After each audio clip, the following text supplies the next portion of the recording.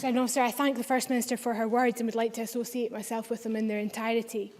On behalf of the Scottish Labour Party, I would also like to send on my condolences, thoughts and prayers to those caught in the attacks in Paris and to the people of France.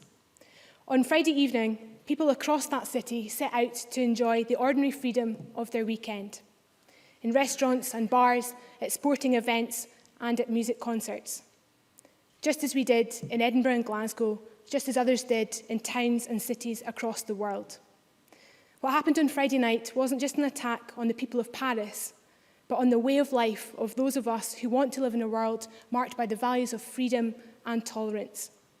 So we share the grief of the people of Paris. The world stands with them as they take their first tentative steps on the road to recovery. There are lots of views about how the world should respond to these attacks, and in this place we can influence how we respond as a society. The French Nobel Prize-winning philosopher Albert Camus summed it up well when he wrote, "The only way to deal with an unfree world is to become so absolutely free that your very existence is an act of rebellion." Earlier today, I read the story of a Frenchman whose wife was killed in the attacks. He writes about how he and his 17-month-old son will remain defiant in the face of terror.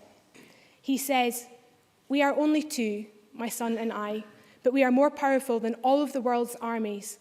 Every day of his life, this little boy will insult you with his happiness and his freedom." Presiding Officer, the death and destruction, the senseless acts of terror and violence, they have one ultimate goal, and that's to fundamentally change our society, to transform us from a society that values tolerance, integration, solidarity and freedom into one that rejects all of those things. We are a nation that considers all people to be born equal and deserving of respect, regardless of sexuality, gender, race, faith or disability.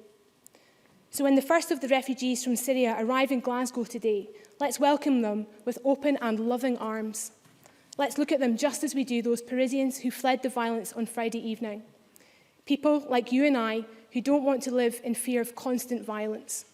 Families who just want to get on with their lives, because they have travelled halfway across the world to get away from terrorists in their own land, often driven by the fear that lies behind them over the road ahead. So from this chamber to those refugees arriving today, let the message ring out. You will find friendship in your new home here in Scotland, and please know that you are very, very welcome. Thank you.